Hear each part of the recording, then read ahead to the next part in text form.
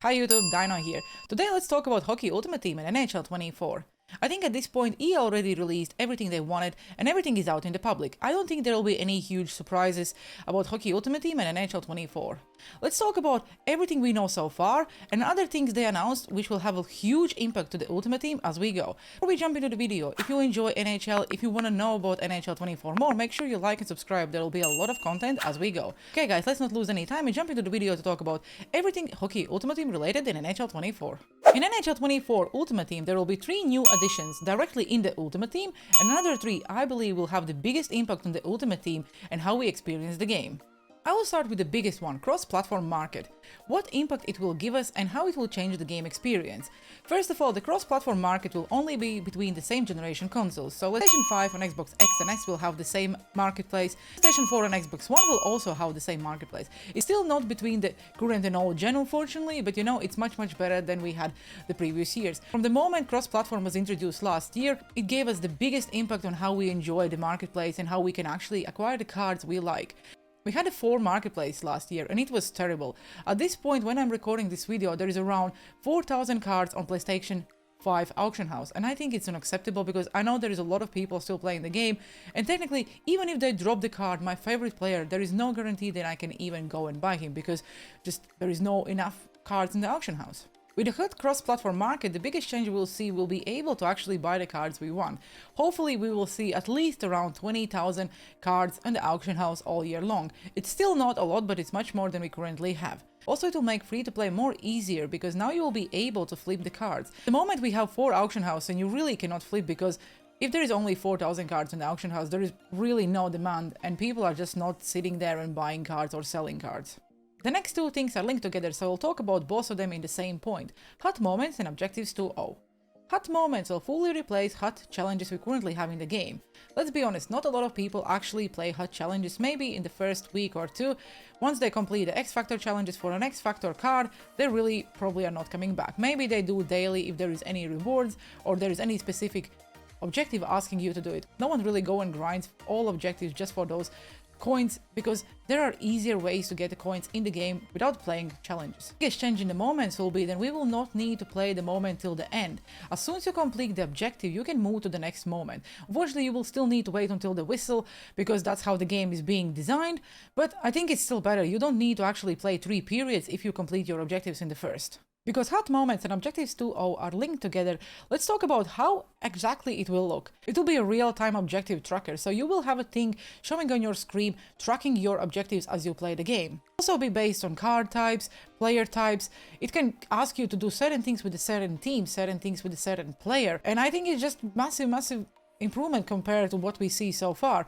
Live Team will be now able to actually give us more meaningful content because of that, because at the moment all they can do is like score a goal or win the game or those kind of objectives. Now they will be able to link those objectives to the players, and that's a huge difference. And the fact that we will not need to pause the game to return back to the objective screen and then go back into the game because you forget what exactly you need to do is a huge win.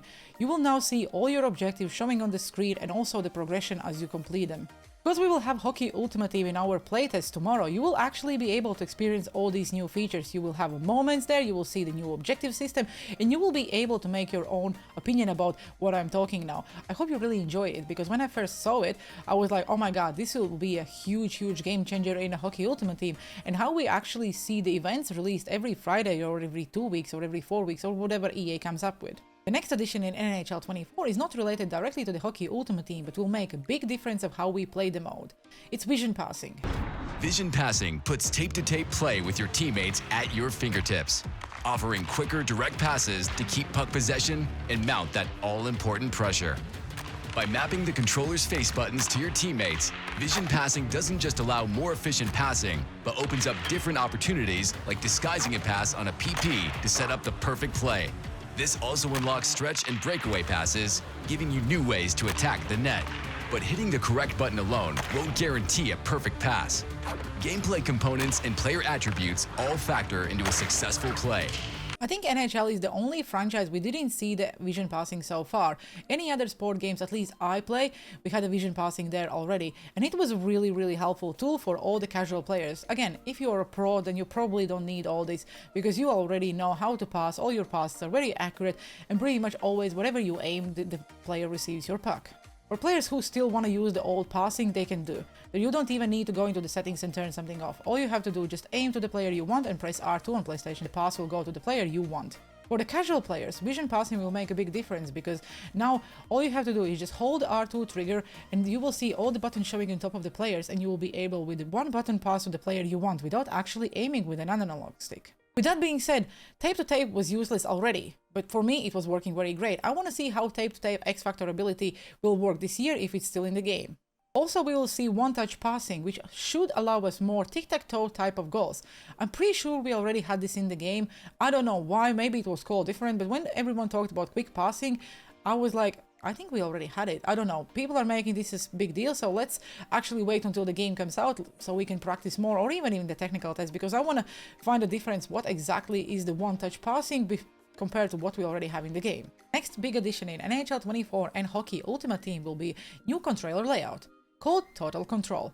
NHL 94 and Hybrid is gone, so from next year we will only have two controller layouts, Skill Stick and Total Control. As you can see on the screen, toe drag lacrosse between the legs and one-handed tuck will now be available with just pressing one button. You really need to time it. It doesn't mean that lacrosse goal goes in every single time, between the legs go in every single time. You still need to try and actually have an open eyes, perfectly time it and score. With all these new features added to the game, players will learn how to defend, so it will not be so easy as you think, but it will for sure make your game experience more fun.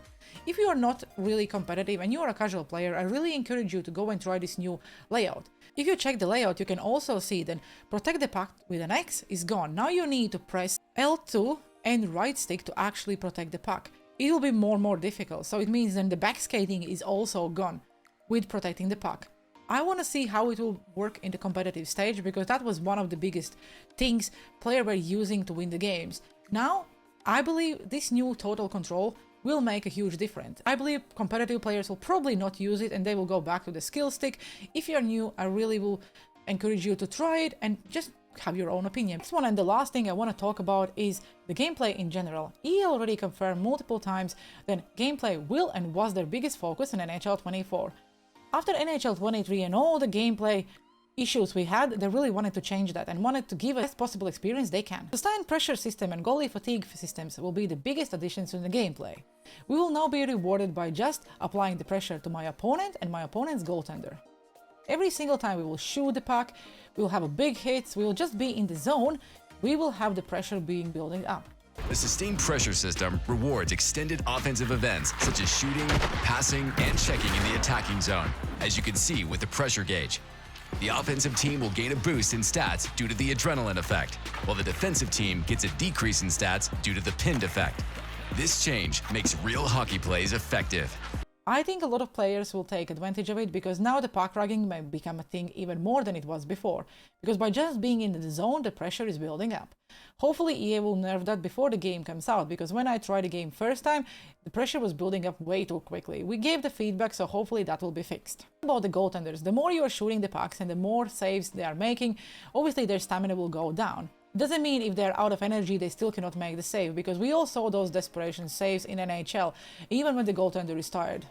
Also added the goalie fatigue feature, adding over 50 new goalie animations, including a brand new desperation save package.